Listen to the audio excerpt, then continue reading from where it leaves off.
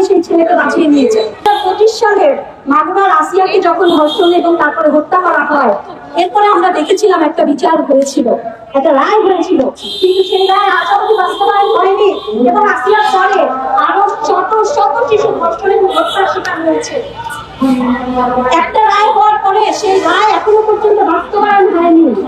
আমরা এই যে রামুদাকে নিয়ে আজকে এখানে দাঁড়িয়ে কথা বলছি, আজকে একটা ছুটির দিন, শুক্রবার, আজকে কথা ছিল এই ছোট বাচ্চাটা বাসায় থাকবে, মা বাবার সাথে খেলবে, আনন্দ করবে, অথচ আমরা এখানে দাঁড়িয়ে তার হত্যাকাণ্ডের বিচার চাচ্ছি, তার সাথে যে নিঃসঙ্গতা করা হয়েছে তার বিচার চাচ্ছি। এর থেকে লজ্জাজনক, এর থেকে অপমানজনক আমরা যারা বেঁচে আছি তাদের জন্য আর কিছু হতে পারে না। আর আমরা দেখতে পাচ্ছি বিচারহীনতায় একের পর এক শিশু ধর্ষিত হচ্ছে, একের পর এক শিশুকে হত্যা করা হচ্ছে, অথচ বিচার বিভাগের স্বাধীনতার যে প্রস্তাব ছিল, বিচার বিভাগকে স্বাধীন করার যে উদ্যোগ নেওয়া হয়েছিল, সেটা ইতিমধ্যে বাবাকে হত্যা করা হয়েছে। কারা হত্যা করেছে? যাদের ঢাকা থেকে যাওয়া নেতাকে মনোরঞ্জনের জন্য ওনাদের মেয়েদেরকে প্রয়োজন হয়।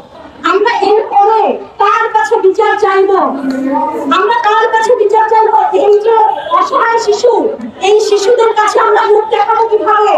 এই যে পিতা মাতা যারা তাদের বাচ্চাদেরকে হারিয়ে আজকে অসহায় হয়ে বলছেন যে আমি বিচার চাই না, কারণ আপনারা বিচার করতে পারবেন না, এই অপমান, এই চোখে দেখো আমাদের প্রত্যেকের গালে যে আমরা তাদেরকে বিচার এনে দিতে পারিনি।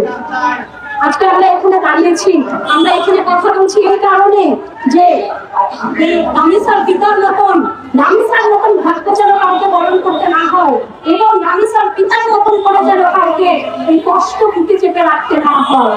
আমরা চাই এইসব ঘটনার ধারাবাহিকতা বন্ধ হোক, আমরা চাই ধর্ষক এবং নিপীড়কদের শাস্তি নিশ্চিত হোক, আমরা চাই ভবিষ্যতে এই ধরনের ঘটনার ঘটার রাস্তা বন্ধ হোক।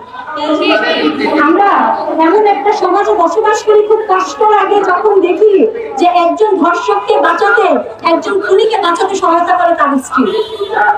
আমরা এমন একটা সমাজে বসবাস করি, খুব কষ্ট লাগে যখন দেখি একজন ছেলে ধর্ষণ করে আসলে তার বাবা টাকা দিয়ে সেই ছেলেকে বাঁচিয়ে নিয়েছে।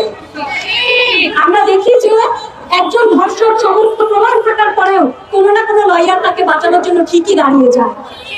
এই অপমান আমাদের পুরো সমাজে, এই অপমান আমাদের সবার, আমাদের সমাজে যখন কোনো কেউ ধর্ষিত হয়, অপমান সেই নারী, অথচ ধর্ষক বুক ফুলিয়ে ঘুরে বেড়ায়, তার বিচার হয় না, তাকে সামাজিকভাবে বয়কট করা হয় না, তাকে বরং তোষণ করা হয়। আজকে যদি আমরা এই অপেক্ষার রাস্তা বন্ধ করতে না পারি, আজকে যদি আমরা এই রামিসা, আসিয়া, ইরাদের জন্য বিচার নিশ্চিত করতে না পারি, কালকে হয়তো আমার আপনার সন্তান, আমার আপনার বোন এই ঘটনার বলি হবে। আমরা এরকম দিন দেখতে চাই না। আমরা চাই না আর কোনো রামিসার ঘটনা সামনে আসুক, আমরা চাই না আর কোনো শিশুর নির্মম শৈশব নষ্ট হোক। আমি আহ্বান জানাই সবার কাছে, আসুন আমরা সকলে সোচ্চার হই, আমরা সকলে সোচ্চার হই, যাতে বিচার নিশ্চিত হয়, যাতে করে ধর্ষকদের শাস্তি নিশ্চিত হয়, যাতে করে এ ধরনের ঘটনা ঘটানোর সাহস এরপরে আর কেউ না পায়।